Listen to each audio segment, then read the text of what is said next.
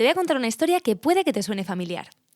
El otro día me llamó mi hermano mayor para decirme que se había quedado enganchado de la lumbar, que estaba hecho un cromo, y lo primero que hizo fue ir al médico y le pautaron reposo y analgésico. Mi hermano, que trabaja en un almacén cargando cajas, hizo caso riguroso al médico porque necesitaba volver a trabajar, y lo que pasó con el reposo es que se encontraba todavía peor. A las semanas le dieron el resultado de una resonancia y la resonancia decía que tenía una hernia, con lo que todavía saltaron más las alarmas y la indicación de reposo se hizo más grande.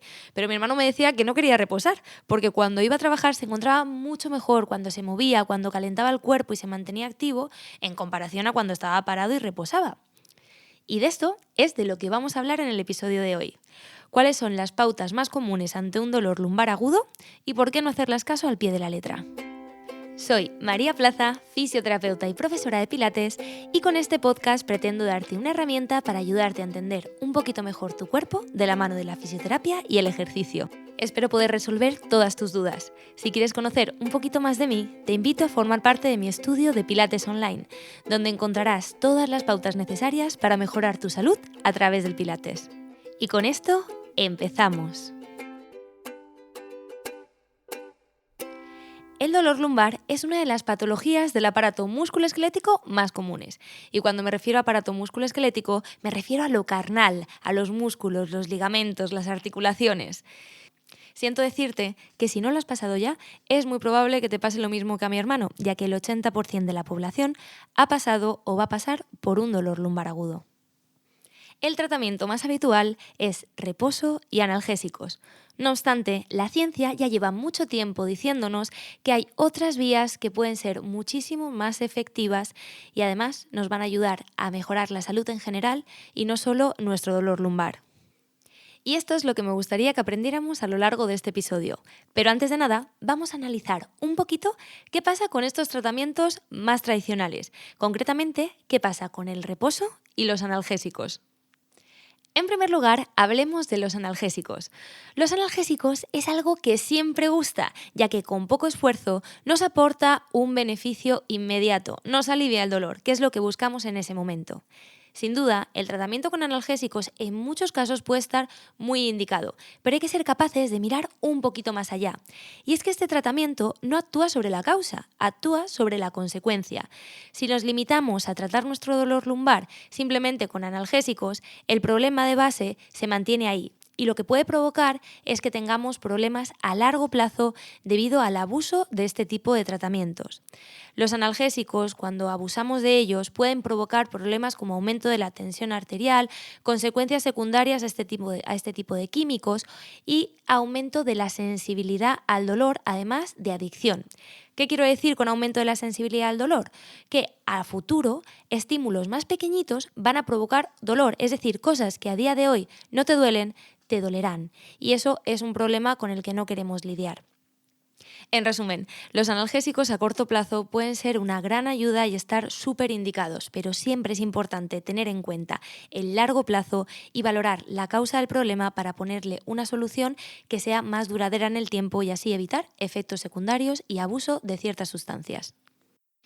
Y le llega el turno al reposo, uno de mis grandes enemigos, y cuando hablo de enemigos me refiero al reposo absoluto. Por supuesto, en muchas ocasiones el reposo es necesario para descansar, para recuperar los tejidos, para permitir al cuerpo que continúe con esos procesos de curación. Cuando me refiero a reposo absoluto, me refiero a no moverse en absoluto, a esa indicación que le han hecho a mi hermano de mantenerse en el sofá o en la cama. Esta situación pocas veces en la vida nos va a ayudar. Generalmente el reposo debe ser activo, realizando aquellas actividades que no afectan al tejido que tiene que recuperarse, pero que sí que mantienen el resto del cuerpo en movimiento, ya que nosotros necesitamos movimiento para realizar el resto de procesos y que una parte esté convaleciente o que una parte necesite descansar no implica que todo el resto de partes necesite descansar. Y el efecto secundario que tiene estar completamente parados la mayoría de veces es mucho mayor y mucho más grave que el beneficio que te pueda ofrecer estar descansando completamente. El reposo absoluto se ha ido prescribiendo generación tras generación, pero por suerte cada vez somos más conscientes de la importancia que tiene el movimiento en la recuperación del cuerpo. Un reposo activo, en el que respetamos la zona que necesita reposo, pero mantenemos activo el resto del cuerpo, nos permite mantener activa la circulación, mejorar la fuerza, mejorar la movilidad y de esta forma echarle una mano a nuestro cuerpo, que generalmente es muy listo y tiene muchas posibilidades de autocuración. De hecho, en el caso de dolores lumbares agudos, en la mayoría de los casos, la resolución del problema es espontáneo, es decir, no requiere de intervención, simplemente el cuerpo tiene esa capacidad de regeneración y de recuperación. Pero cuando le ayudamos un poquito con una activación ligera que vaya fomentando esta recuperación, siempre va a ser mucho más rápido y vamos a obtener mejores resultados. En resumen, lo ideal es evitar todas aquellas actividades que sean lesivas, que sean demasiado intensas para el cuerpo en este momento de recuperación, pero mantener todas aquellas actividades que fomenten la circulación, el movimiento, la recuperación y la activación de nuestro cuerpo. Y ahora bien, María, si no tengo que reposar y no tengo que abusar de los analgésicos, ¿qué es lo que tengo que hacer frente a un dolor lumbar agudo? Pues bien, creo que os he dado alguna que otra pista, y es que una de las claves en la recuperación del dolor lumbar es el ejercicio físico. Por supuesto, como he comentado antes, el ejercicio físico adaptado a la situación actual. Hay que permitir que el cuerpo repose y descanse en cierta medida y simplemente adaptar esas actividades a lo que nuestro cuerpo necesita en este momento. Por lo que el ejercicio físico va a ser un gran aliado en nuestra recuperación lumbar, siempre guiado y teniendo en cuenta que estamos pasando por un proceso de dolor. Además, nos ayuda a combatir ciertos hábitos que son muy negativos y que afectan, por supuesto, a nuestro dolor lumbar, como puede ser la obesidad, el sedentarismo, el tabaquismo o el mantenimiento de posturas en el tiempo cuando estamos trabajando o cuando estamos haciendo alguna tarea del día a día. De hecho, estas circunstancias suelen ser las principales causas de aparición de dolor lumbar. En resumen, el ejercicio físico nos va a ayudar a mejorar nuestra circulación, mejorar la movilidad, la fuerza de nuestros tejidos, además de regular nuestro sistema nervioso. Sin embargo, hay que tener en cuenta que es un tratamiento más y, como todo tratamiento, requiere de una dosificación y una intensidad adecuada a tu situación. Hay que tener en cuenta no solo que estás pasando por un proceso de dolor, sino también tu forma física para poder adaptar ese ejercicio a tus necesidades. No vale con ejercicio en general, sino que tiene que ser ese ejercicio que tú necesitas en este momento. Para ello, lo ideal es acudir a un profesional sanitario que te pueda guiar y ayudar en tu pauta de ejercicios. Y como sé que os he dicho muchas cosas y además tiendo a hablar un poco rápido, vamos a hacer un resumen punto por punto de qué debemos hacer ante un dolor lumbar agudo. En primer lugar, acudir a un profesional sanitario que nos ayude en nuestro proceso, nuestro fisioterapeuta de confianza. En segundo lugar, mantenernos activos, evitando esos gestos que provocan dolor o que afectan negativamente a nuestra lumbar. Por supuesto, evitar largos reposos y largos tiempos parados, ya que nos va a afectar negativamente al futuro. Evitar el abuso a medida de lo posible de los analgésicos. Y analizar el origen del problema para poder entrenarlo y atacarlo de raíz. Y con esto último me voy a enrollar un poquito más. Para ello, volvemos al ejemplo de mi hermano. Imaginar que el dolor lumbar de mi hermano proviene de que un día le han mandado subir una carga mucho mayor de la que él está acostumbrado a cargar en el almacén. Y esto ha provocado una sobrecarga en su lumbar y este dolor posterior al abuso de sus fuerzas, al abuso de su cuerpo.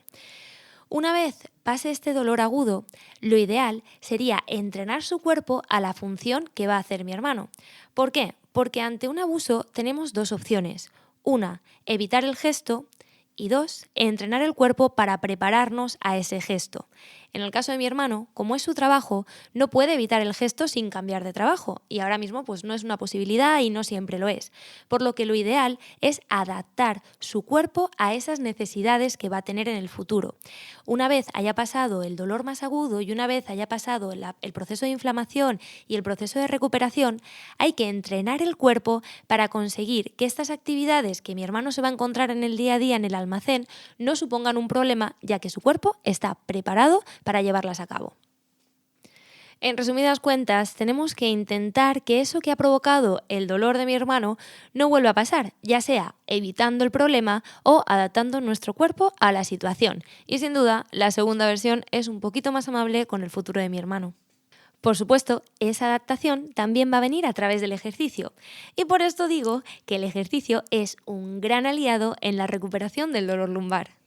Espero que todo esto os haya servido para arrojar un poquito de luz a cómo abordar un dolor lumbar. En este primer episodio quiero aprovechar para presentaros la sección de preguntas. Tanto aquí abajo como en una cajita que os dejaré todos los miércoles en mi Instagram maplaca_fisio, podréis dejarme todas las preguntas que tengáis en relación al siguiente tema que vamos a tratar. Por supuesto, os dejaré el tema con anterioridad para que así me podáis plantear todas las dudas y juntos aprender a mejorar nuestra salud de la mano de la fisioterapia, el ejercicio y el pilates. Y para estrenar esta sección, os traigo una de las preguntas que más me habéis hecho en relación con el dolor lumbar. Cuando me duele la lumbar, ¿tengo que llevar faja, sí o no? La faja lumbar nos aporta un soporte extra que, por supuesto, en la mayoría de ocasiones nos da tranquilidad, ya que sentimos toda esa zona mucho más protegida. Sin embargo, es un arma de doble filo, ya que si abusamos de este tipo de fajas, lo que va a provocar es que nuestra propia faja abdominal, nuestra musculatura, se debilite, ya que su función no es requerida. Hay otro elemento externo que se está encargando de dar estabilidad a su lumbar, por lo que se puede relajar. Y esto implica que a largo plazo dependamos de estas fajas externas para tener nuestra columna estable. ¿Qué quiero decir con esto?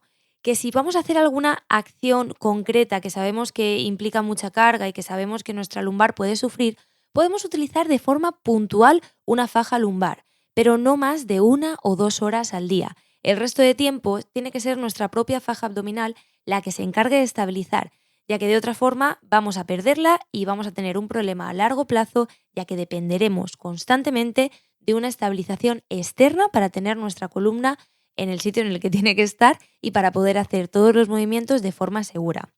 En resumen, faja lumbar, lo menos posible, un máximo de 1 o 2 horas en actividades concretas y siempre intentando recuperar nuestra propia faja abdominal para ser independientes de elementos externos. Y con esta sección de preguntas terminamos nuestro capítulo sobre dolor lumbar. Espero que te haya gustado. Si es así, dame un corazoncito y compártelo con todas aquellas personas a las que creas que le puede ayudar. Nos escuchamos y leemos en los siguientes episodios. Un beso enorme.